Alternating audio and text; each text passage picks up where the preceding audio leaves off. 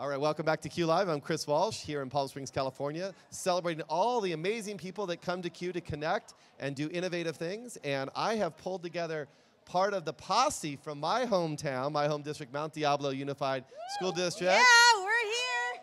Out here in force for the first time, right? And this is your first time at Q National? This is my first time, yep. This is I'm great. loving it. And so we have lots of connections here, but most importantly, Chrissy Casalini is my son's second and third grade teacher. We're very excited about that. So you better be nice to me right now. I will be very nice to you. I will, you know. But why don't you guys each introduce yourselves very quickly, then we'll start to have a conversation. Okay, so I'm Chrissy Casalini. I've been teaching for 15 years in the Mount Diablo School District, as well as a graduate of the system as well. Wow, an alum. Wow. Jonathan Eagon, Assistant Superintendent of Middle Schools in Mount Diablo Unified. And prior to that, I had been a principal and a vice principal in the district. I'm Shauna Hawes, and I've been teaching for 18 years in the district. I teach at Valley View Middle School, and I teach 6, 7, and 8.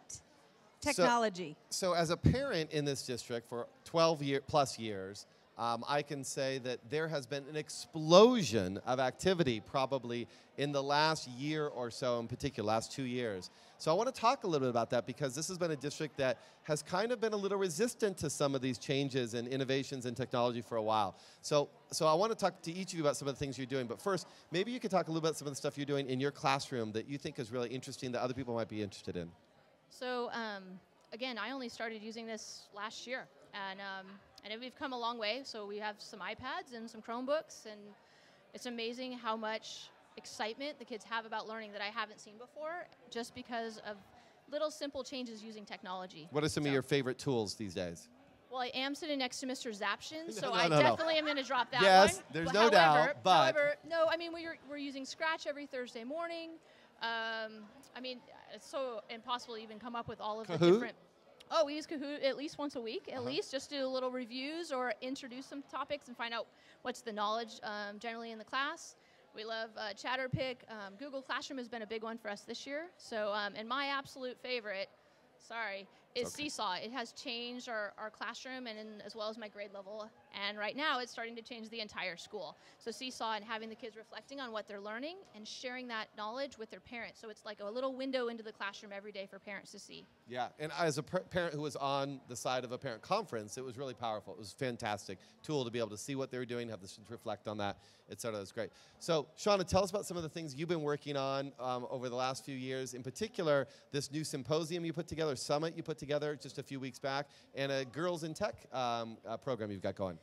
Well, I'm not the only one on this stage, so I won't be able to talk about all of those things. I'm a technology teacher at Valley View, and so I teach a 6th grade rotation in which it's all about information literacy and how to make reasonable, how to take notes, how to do the real basic stuff, and how to use the tools that we have, online research, etc. 7th and 8th grade, I have combo classes, and they are exploding with creative stuff. You know, all those conversations you and I have had over the years. I was laughing because I just got my 3rd 3D printer, and these crazy printers are going all the time. Plus, I just got granted from Donors Choose for 16 colors of filament. So what are the kids printing out? What are they making with them? Well, a perfect example is that we did an online in Autodesk Inventor 3D model of Rosie the Jetsons made, and the kids had to learn to put it all together. And once they did all that, after all the complaining and moaning and groaning about it, then they're doing their own version of whatever it is. So now my Steph Currys, because some of them are creating these basketball players with... Go Warriors. Yeah, exactly. Go Dubs. With, blue shirt and arms and head that are different colors, and they're having to figure out how those are going to be assembled after they're printed. The funniest thing is Rosie has this maid's cap that looks like this, and all of a sudden all my Steph Currys have this dark maid's cap, and his hairstyle is exactly the same. That's funny. Last year we got a grant from a local foundation, and we were able to bring our girl camp out of Davis. It was developed up at UC Davis. GIRL stands for Girls in Robotics Leadership.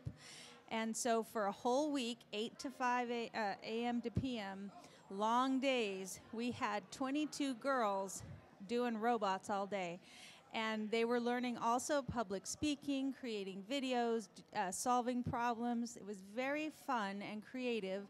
And the best part was we brought in volunteers from Bank of America's Women in Technology program. And when they came in, they signed in and they were very serious. And when they left, they were just floating above the ground. And they were so excited about the chance to work with girls in technology. This year, we're going to bring in 60 girls. Wow, that's great. From around the district. That's cool. So this flurry of activity, I know you've been working on it for a number of years. You're kind of coming into this last couple of years. What is the district's role in all of this to support this from the ground up? And also, what is the district doing to put things in place? Because I think this is something that has been bubbling up for a while, and now it's kind of exploding. I think other people can learn from that. Yeah, I think for me, it's pretty simple. It's saying yes to folks and providing the resources and the time when they come with these ingenious ideas. The STEM and EdTech Symposium we had 300 people there on a Saturday voluntarily, and that was so much fun, amazing, but it's because of you that, we were able to get that rolling. It was a party in our district, in our neighborhood, and we had a great time. I think, honestly, teachers, a lot of it's come organically. Teachers are like, hey, what about this? Hey, what about that? And it's really our job at a district level to support that in any way we can. And one exciting thing that I'll just throw in that we've got coming down the pike for next year, just rolling it out tonight, I'll be sending an email to a bunch of teachers, is we have code.org. We're in a consortium with 8 districts. And so elementary and middle school teachers, they already signed up before, committed that they would teach up to 20 lessons over the course of next year. And so our goal is to really get coding K-12 really, truly going. We obviously have other forms of coding that are taking place that are maybe more advanced as well, but really just getting it embedded. I know my superintendent's vision is to see coding, and computer science as a high school graduation requirement. So it's really just a shift in philosophy. But it really comes down to, instead of us just kind of saying, oh, no, we can't do that, it's really just saying, Seesaw is great, Zaption's great, here's all these different tools, done. We'll support you any way we can. Well, the culture of yes is very important, and as a parent and ed tech leader in the district, I'm so excited by what is happening now, and I can't thank you all enough for the role that you're playing. As we leave here, I want you to think of one word that sort of describes what you think is your hope and vision for innovation in our classrooms and district in Mount Diablo. What do you think it is? Explosive. Ooh, nice. I was going to say, I never follow the rules. I just don't let the fear stop you. Go for it. And you know what? Fail, because that's what we teach our kids, is it's okay to fail and try again and go with it. And I like both their words. I'll throw in engagement, because I really think for our students, the one thing I see and I hear from teachers is my classroom management's a lot less of an issue because my kids like what they're doing. They're excited. It's relevant. It's something that they can relate to in their daily, on their phones and whatever. They can kind of relate to that. So I think when it's engaging for them, they have the buy-in, and it's relevant to the jobs in the future for them and their careers moving forward. Well, it's great, and what I would challenge everybody who's watching out there is if we can take this pretty large district kind of overnight and start to transform it with the power and energy of the people like this, then everybody out there has no excuse as well. So I'd put out there no excuse is my word, too. So, all right. Well, thanks, you guys, for joining me here. I hope you have a great rest of the conference. Thank you. And thanks for watching, and we'll see you soon here at Q Live. Take care.